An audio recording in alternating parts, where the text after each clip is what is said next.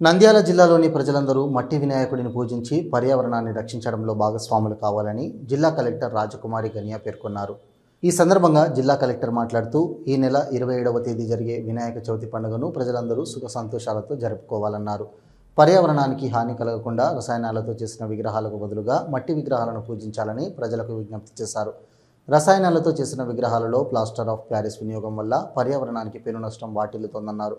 POP విగ్రహాల తయారీలో ఉపయోగించే జిప్సం, సల్ఫర్, మెగ్నీషియం మరియు సీసం వంటి రసాయనాలు అత్యంత ప్రమాదకరమైనవని, ఇవి సాధారణంగా నీటిలో త్వరగా కరగవని, వాటి ప్రభావం మానవులపైనే కాకుండా మొక్కలు మరియు జంతువులపైన కూడా ఎక్కువగా ఉంటుందన్నారు. రసాయనాలు కలిపిన నీటిలో ఊపిరితిత్తుల సమస్యలు, కంటి సమస్యలు మరియు మరణాలు కూడా సంభవిస్తాయన్నారు.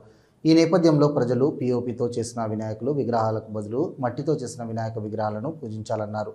వినాయక చవితి పండుగను పురస్కరించుకొని ఈ నెల 25వ తేదీ నంద్యాల కలెక్టరేట్లో మట్టి వినాయక విగ్రహాలపై అవగాహన కల్పిస్తూ పొల్యూషన్ కంట్రోల్ బోర్డు వారి ఆధ్వర్యంలో మట్టి వినాయక విగ్రహాలను ప్రజలకు ఉచితంగా ఇవ్వడం జరుగుతుందని కలెక్టర్ తెలిపారు.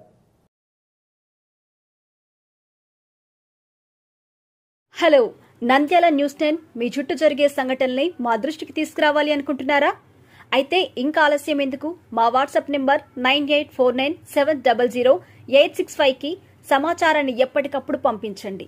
మా నంద్యాల న్యూస్ 10 ద్వారా మీ సమస్య పరిష్కరించుకోవడానికి ముందడుగు వేయండి.